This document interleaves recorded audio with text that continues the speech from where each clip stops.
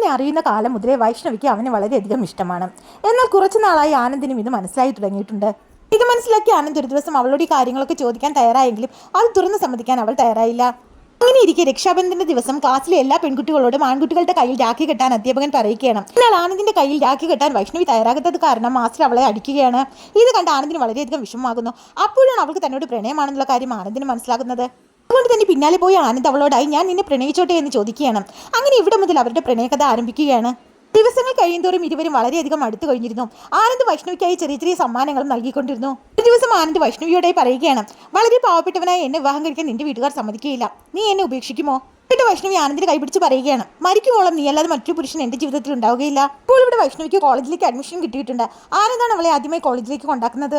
എന്നാൽ കോളേജിലെ ആദ്യ ദിവസം തന്നെ നാടൻ ലുക്കിൽ വന്ന വൈഷ്ണവിയെ എല്ലാവരും ശ്രദ്ധിക്കുന്നുണ്ടായിരുന്നു.